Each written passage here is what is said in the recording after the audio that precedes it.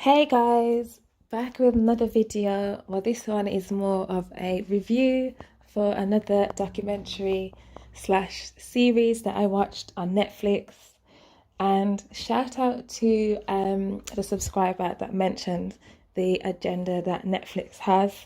That is something that I have looked into before. I feel like there's many ties to pedophilia. We can even go back to that program that they showed. What was it called? Cuties, and how they basically glorified children being portrayed in a sexual manner, sexualizing children. We already know about that agenda across the board when it comes to media. Um, yeah, so I think I'll touch on that maybe in another video. However, there are some things that you can still watch on Netflix. I guess maybe for informational purposes. I wouldn't suggest you pay for it. Maybe get somebody's login details. Netflix is trying to crack down on that, but when they do, everybody just delete your profiles on there and cancel your subscription. But until then, share them profiles and passwords. But yeah, guys, anyway, this is the latest series that I watched on Netflix. Now, I have already talked to you guys about the interest that I have in watching criminal shows or documentaries because I like to get into the mind and the psychology behind these people. I wouldn't say to understand why they do what they do, but more maybe to see what's gone on in their lives to explain some of the feelings that they might have, but not to justify their actions. A killer or a murderer or whatever else you are is still what you are, despite what you've been through in your childhood. But I still find it interesting. Now, this series is basically about people that become hurt or they end up dead by their partners at their partner's hands. Now, what's interesting about this show is I think it's 20 something episodes. So, and they cover cases from the US and the UK, which is good. So you kind of get a variety of different types of people, where they are, even different races and cultures as well, which is also interesting. And for me, the most sad thing about this is, no, they're all sad, but for me, what I felt was really sad was the fact that some of these people were married or with their partners for decades. One episode, I think somebody was with their partner for almost 40 years, and then they still decided to kill them because of it's never a good reason. Do you know what I mean? There's no good reason to. In fact, there is. If somebody's hurt your child, or do you know what I mean? Don't kill your family member or whatever else. Do you know what I mean? But at the end of the day, I can't be on YouTube broadcasting or advocating for revenge and them kind of things there. So I won't go too much into that. But for these lot in these, it's always a common theme about somebody wanting to leave, and this is how they leave, and then somebody else not wanting the other partner to be happy whilst they leave, or they don't want them to move on with somebody else. Do you know what I mean? Like it's always like a similar theme going on, and I feel like that's quite sad. Like, why can we not let go? Nobody is your property. No matter how long you have lived with this person, been married to this person, or have been seeing this person, no, it doesn't make it okay. It doesn't justify a reason for you to feel like your partner belongs to you, because they belong to themselves. And yeah, there's even an episode. This is not really spoilers because there's so many episodes and I'm not going into them all. I'm kind of just generalizing the themes. So it's not really a spoiler. You can still watch it after you've listened to this. But yeah, it was, some of them even committed these crimes whilst their children were in the house, or they knew their children were coming home.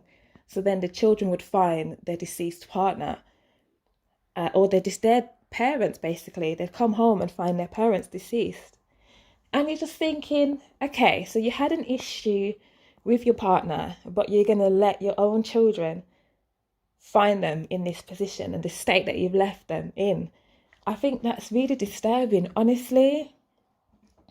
But at the same time, it's some of the perspectives that the children have as well is also a bit frustrating and interesting at the same time. There's one episode where basically the reason that this father used for murdering his partner was because she was cheating or she was planning to leave and she wanted to end the relationship and she wanted to go for a divorce, all these kind of things, right? And then the son, it seemed like in his interview, he was kind of understanding why his dad did what he did to his mother. And he just seemed so bitter. He had nothing positive to say about his mom that obviously raised him in the same house with the dad prior to all this stuff going on before she wanted to leave and everything else.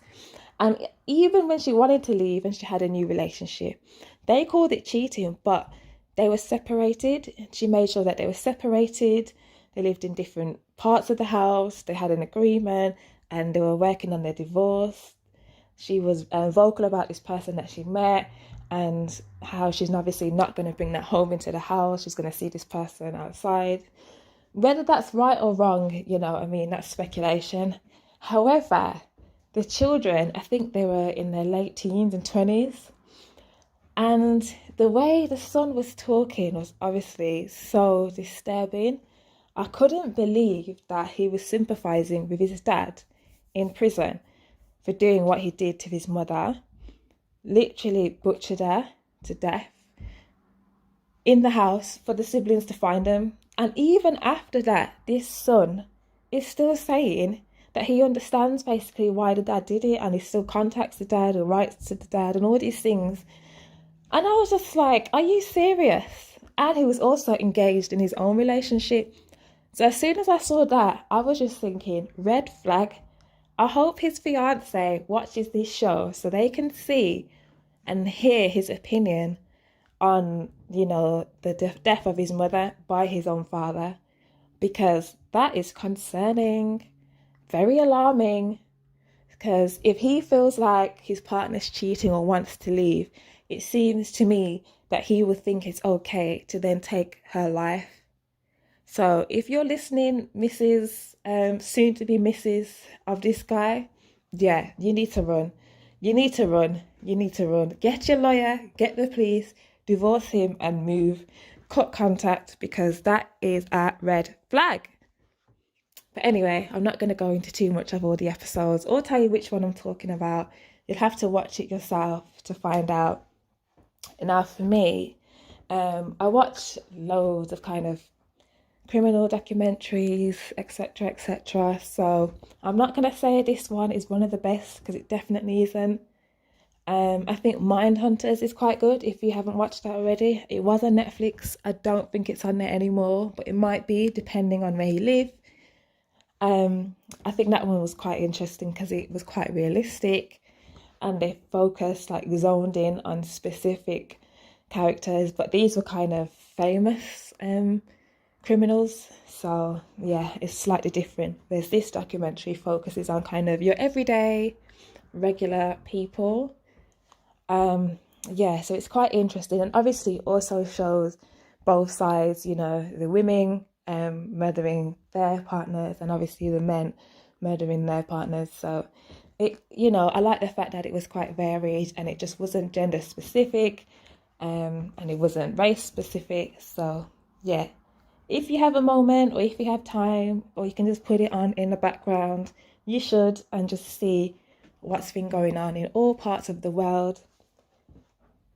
And when I watch things like that, it just kind of reminds me that we should all be cautious of our partners, our husbands, wives, people that you're linking, dating, in relationships with, and even your parents, because a lot of these people had grown kids, even young kids, and it's like, if they can live a normal life and you can't see any signs and then one day they snap, it's quite scary if you think about it, because that could be anybody and it's sad. So of course, rest in peace to all the victims, thoughts, with their families and friends, etc.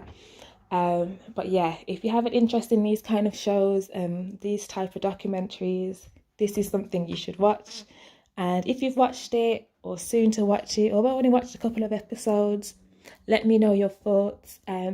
Leave a comment about it, and also give me any suggestions. If you have any other suggestions of things that I should watch, documentaries or films that are a similar category to these and the things that I have done reviews about on YouTube so far, then please let me know in the comments.